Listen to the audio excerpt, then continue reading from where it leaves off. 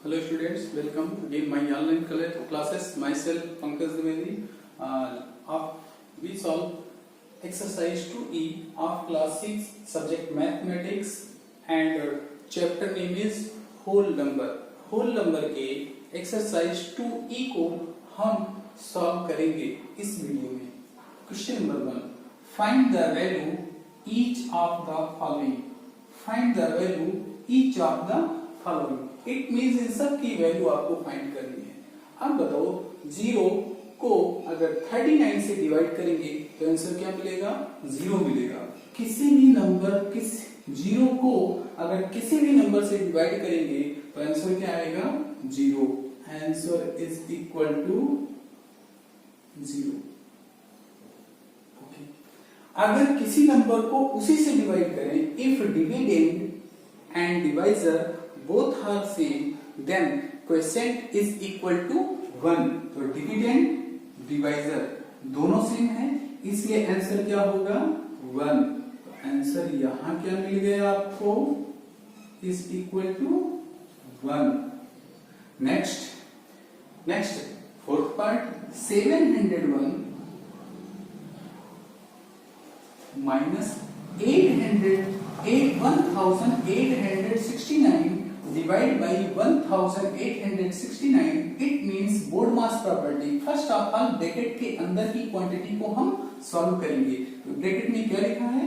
1869 divided by 1869. It means dividend and divisor both are same. तो इन दोनों की value क्या हो जाएगी? 1 हो जाएगी. ठीक. अब बोलो 701 में से अगर 701 में से 1 माइनस करें तो आंसर क्या मिलेगा? 700 इज आंसर. अब फिर यहां आप ये कारण लिख सकते हैं कि 1869 divide by 1869 is equal to 1. तभी तो यहां 1 यूज किया गया इसके प्लेस पे. ओके. तो क्वेश्चन नंबर 1 इज कंप्लीट. आपको वैल्यू फाइंड करनी थी. वो एक हमेशा याद रखो कि 0 को अगर किसी भी नंबर से डिवाइड करेंगे तो 1 आएगा. 0 को हम 39 से डिवाइड करेंगे, answer is 1. It means if dividend is 0 and divisor is 39, we get quotient is equal to 0. If dividend and divisor both are same, अगर डिविडेंड और डिवाइजर दोनों सेम है तो आंसर क्या मिलेगा? 1 मिलेगा. इट मींस क्वोशिएंट हमको 1 मिलेगा. यहां पर देखो बोर्ड मास प्रॉपर्टी यूज करेंगे. फर्स्ट ऑफ ऑल इस ब्रैकेट के अंदर की क्वांटिटी को सॉल्व करेंगे. यहां डिविडेंड और डिवाइजर दोनों सेम है, इसलिए इसकी वैल्यू क्या हो जाएगी? 1. इस ब्रैकेट के अंदर की जो क्वांटिटी है इसकी वैल्यू क्या होगी? 1. 1 पुट कर दिया. 701 minus 1 is equal to 700. It means question number 1 is complete. Look question number 2. Replace the letter by suitable numerals to make a true statement. It means इसमें जो अल्फाबेट यूज हुआ है उसके प्लेस पे आपको कोई नंबर पुट करना है जिससे कि ये स्टेटमेंट ट्रू हो जाए. अब बोलो अगर बी के प्लेस पे कोई न्यूमरल यूज करना हो तो बी के प्लेस पे कौन सा न्यूमरल यूज कर ले कि ये स्टेटमेंट ट्रू हो जाए? सपोज दैट ये 0 है, ये कोई नंबर है, तो 0 को किसी भी नंबर से डिवाइड करो तो आंसर क्या आएगा? 0 आएगा. It means B is equal to क्या होगा? Any number.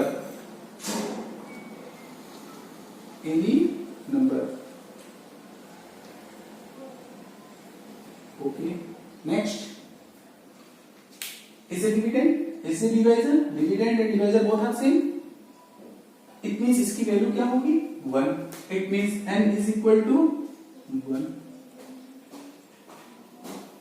Next, is it dividend? फिर से divisor. Dividend is p and divisor is 7. Then we get 0. Then what is dividend? Dividend means p is equal to 0.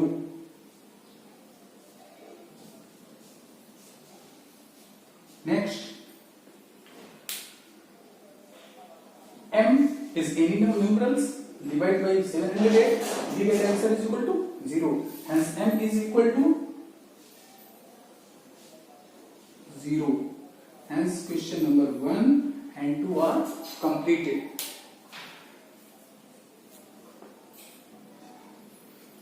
Question number 3. Question number 3 answer true और false. It means question number 3 में आपको true होगा या false होगा ये statement को read करना है, समझना है, फिर आपको आंसर देना है स्टेटमेंट और ट्रू और फॉल्स। स्टेटमेंट ट्रू और फॉल्स, या तो ट्रू होगा या तो फॉल्स होगा। First, every multiplication fact for two distinct non zero whole number. It means अगर आपके पास दो होल नंबर हैं उनको मल्टीप्लाई करें, सपोज करो एक होल नंबर x है एंड दूसरा होल नंबर y है और इन दोनों को मल्टीप्लाई करते हो तो z मिलता है, मिलेगा। सपोज कर लिया, लेट मान लिया every multiplication fact for two distinct non zero whole number gives two corresponding division fact. It means अगर ये ऐसा है तो हम क्या करेंगे, x हमको क्या मिलेगा, अगर इस z को x भी डिवाइड कर सकता है, इस z को y भी डिवाइड कर सकता है, दैट इज, इसका मतलब क्या हुआ, अगर हम z को डिवाइड करें y से तो क्या मिलेगा x, एंड इस z को अगर हम डिवाइड करें x से तो क्या मिलेगा y। बस यही आपका आंसर होगा। एक बार फिर से मैं बताता हूं। मान लिया जाए, कहता है every multiplication fact, suppose that दो नंबर ले लो, एक मैंने 5 ले लिया और एक मैंने 8 ले लिया, टू होल नंबर्स 5 एंड 8 और two whole number, multiplication, answer क्या मिलेगा इसका 40। तो क्या इस 40 को 8 डिवाइड कर सकता है, 8 is a factor of 40, yes, and 5 is a factor of 40. It means इस 5 से अगर हम 40 को डिवाइड करें तो क्या आएगा 8 आएगा, और अगर हम इस 40 को 8 से डिवाइड करें तो क्या आएगा 5 आएगा। तो डिवाइड तो करेगा ही करेगा, समझ में आ गया। तो अगर दो होल नंबर हैं उनको मल्टीप्लाई करते हैं तो अगर जो आंसर आता है उस नंबर को इन दोनों में से किसी से भी डिवाइड किया जा सकता है। वही कहता है every multiplication fact for two distinct non-zero whole number gives two corresponding division fact। It means वो दोनों नंबर, जिन दोनों होल नंबर को मल्टीप्लाई करने से एक नया नंबर मिला है, वो नया नंबर दोनों होल नंबर से एग्जैक्टली डिवाइड होगा। ट्रू या फॉल्स, अब बताइए true. It means answer is true. Okay, next जरा इस पे आते हैं। There are no distinct whole number A, B, C such that आपके पास ऐसा कोई होल नंबर अलग अलग नहीं है जो इस रूल को फॉलो करे। There are no distinct means अलग अलग whole number A, B, C such that A divided by B divided by C is equal to A divided by B divided by C। अगर यहाँ division operation को ना count किया जाए तो कौन सा रूल लिखा है, एसोसिएटिव लॉ। एसोसिएटिव लॉ क्या डिवीजन पे फॉलो होता है, नो, फॉल्स। इसका मतलब भी क्या है false. Second part is false, second is true. क्यों ट्रू हो गया, अलग अलग होंगे। There are no distinct whole number, कोई ऐसा होल नंबर नहीं है सच दैट जो इनको there are no distinct whole number, अलग अलग होल नंबर ले लिया जाए तो ये एसोसिएटिव रूल को फॉलो नहीं करेगा। Is it true, second true. Third देखते हैं, if a whole number p divide by another whole number q, p हो divide by another whole number q is such that, अगर कहता है if p divide by q, p किससे divide होता है, p divide किससे करता है, p को कौन डिवाइड करता है, q को डिवाइड करता है, p डिवाइड बाई q, जबकि q क्या है बड़ा है। अब बोलो q अगर बड़ा है तो अगर इसको हम न्यूमरेटर डिनोमिनेटर की फॉर्म में लिखेंगे तो p अपन q, और बड़ा कौन है, सिंस q बड़ा है p से, तो ये बताओ क्या इसमें होल नंबर होगा, नहीं होल नंबर होगा। तो इसमें whole number is a whole number if, फिर से मैं बताता हूं, फिर से मैं सेंटेंस को समझता हूं फिर मैं बताता हूं। देखिए, if a whole number p divide by another whole number q, इसका मतलब हम p को किससे डिवाइड करें, q से। तो p को q से डिवाइड करें, इसका मतलब p upon q, is right, या फिर ऐसे p upon p by q करो। अब बोलो अगर p बड़ा है, q बड़ा है, p छोटा है, मान लिया जाए तो नॉट गेट होल नंबर, तो इसका जो डिवीजन आएगा होल नंबर नहीं मिलेगा। अगर कहता है क्यों बड़ा होना चाहिए, लेकिन क्यों बड़ा है पी से, इसका मतलब हमारा जो डिवाइजर है वो बड़ा है और डिविडेंड जो है वो छोटा है, तो हम यहाँ क्या हो गया, no whole number, then is a whole number, false, गलत है, ये रॉन्ग है, होल नंबर नहीं मिलेगा। दो होल नंबर ले लो, 2 को 3 से डिवाइड करो, तो क्या 3 से 2 को डिवाइड करेंगे तो हमें कोई मिलेगा, होल नंबर नहीं मिलेगा, इसे फॉल्स। नेक्स्ट है देखिए, एनी नॉन जीरो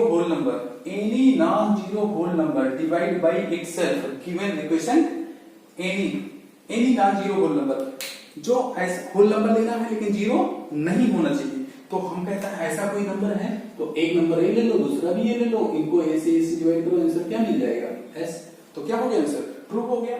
यहां क्या हो जाएगा, ट्रू, ये क्या होगा, फॉल्स, ये फॉल्स हो गया, ये ट्रू, ये ट्रू, तो ट्रू फॉल्स क्लियर हो गया। एक बार फिर से समझ में आ रहा है, every multiplication fact that two distinct non-zero whole number gives two corresponding division facts, it means दो whole number को मल्टीप्लाई करने पर जो मल्टीप्लिकेशन आपको मिलता है, वो मल्टीप्लिकेशन, वो जो आंसर आएगा, उस जिन दोनों नंबर को मल्टीप्लाई करने पर आंसर मिला है उन दोनों से बारी-बारी से डिवाइड हो सकता है, ट्रू हो जाएगा।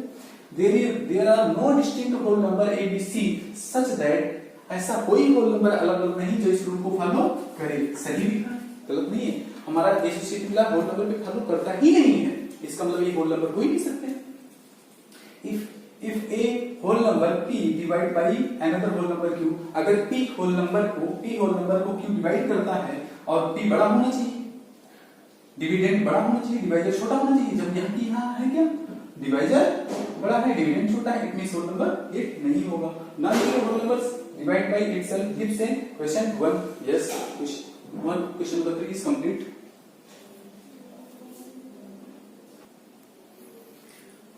Question number 4, what must 789 be multiplied to give 78,97,890? What must 780 be multiplied? It means 789 में हम क्या मल्टीप्लाई कर रहे हैं, मान लो मैंने x मल्टीप्लाई कर दिया तो आंसर क्या आ जाना चाहिए, 7890। ओके, तो मुझे x की वैल्यू फाइंड करना है, व्हाट मस्ट बी। अब ये मल्टीप्लिकेशन अगर लेफ्ट साइड से राइट में जाएगा तो क्या होगा, divide, it means x is equal to 7890 divide by 789। अगर इसको हम इससे डिवाइड करेंगे 78,97,890 divide by 789, then we get answer is equal to 110. It means what must be, इससे मल्टीप्लाई कर दें 110, 1 10 100 1000 10,000, it means 10,000, 10 से मल्टीप्लाई कर दें, is your answer। Next, in a sum the divisor is 173। अब देखो अगर हम डिवाइड यहां लिख दें, divisor is 173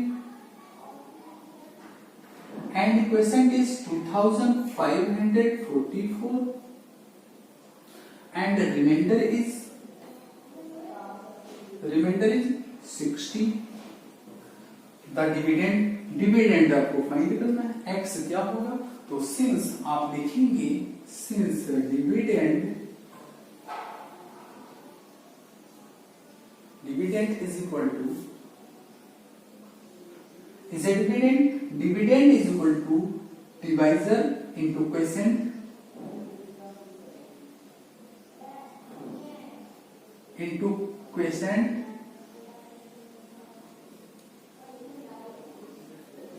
divisor into quotient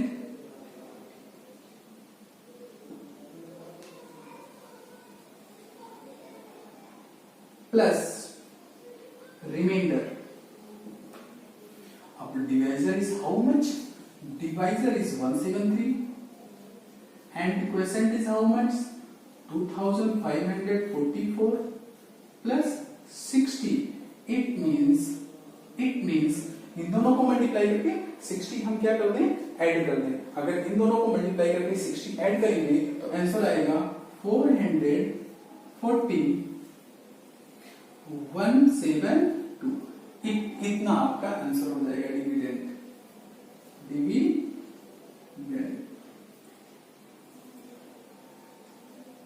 is your answer. Okay. समझ में आ गया? क्योंकि मैं जानता हूं is a quotient is a divisor is a quotient divisor into quotient plus remainder is equal to dividend. वो फार्मूला यूज करेंगे. dividend is equal to divisor into quotient plus remainder. We get answer. Question number 6. A cinema hall is to be constructed. It means एक cinema hall को construct करना है, बनाना है. In which each row must have 36 seat. हर एक line में कितने seat चाहिए? 36. Determine the minimum number of row to seat 600 person. It means अब हम कहेंगे कितने सीट चाहिए? तो number of person, number of seat, how minimum number of row. तो minimum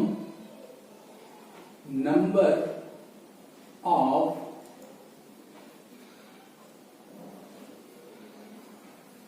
row is equal to total person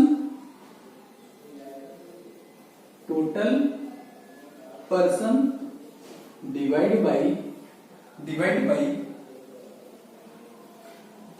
number of seat in one row. Number of seat in one row. अब देखो, मान लो एक रो, दो रो, 3 रो, 4 रो, 5 रो. एक रो में 36 है. बोलो अब टोटल कितने? 600. तो एक रो में नंबर से डिवाइड कर देंगे टोटल को, तो हमें क्या मिल जाएगा? आंसर मिल जाएगा. It means number of row is equal to total number of person is equal to 600 और डिवाइड ईच 36. तो अगर हम 36 से 600 को डिवाइड करेंगे, 36 को 600 से डिवाइड कर दे तो 600 अपॉन 36, 6 जा 100.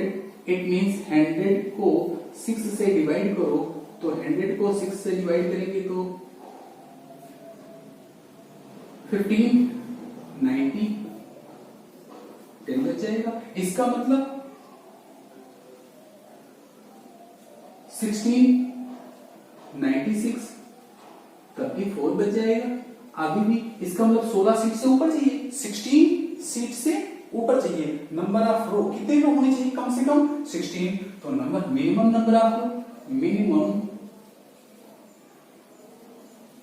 Number of row is equal to 17 is answer. एक बार फिर से बताता हूं. एक रो है, लाइन बनी है, एक लाइन में कितने लोग बैठे? 36. कितनी लाइन है? तो दोनों को मल्टीप्लाई कर लो और टोटल पर्सन को इक्वल कर लो, बस आंसर मिल जाएगा आपको. Same as it means question number 6, 5 and 4 is complete. Exercise totally is complete. Remaining part you will be solved in your fair notebook. Everyone, सभी लोग सभी क्वेश्चन को, एक्सरसाइज की सभी क्वेश्चन को फेयर नोटबुक में नोट करेंगे. मैं क्वेश्चन आपको प्रोवाइड करूंगा. Okay bye.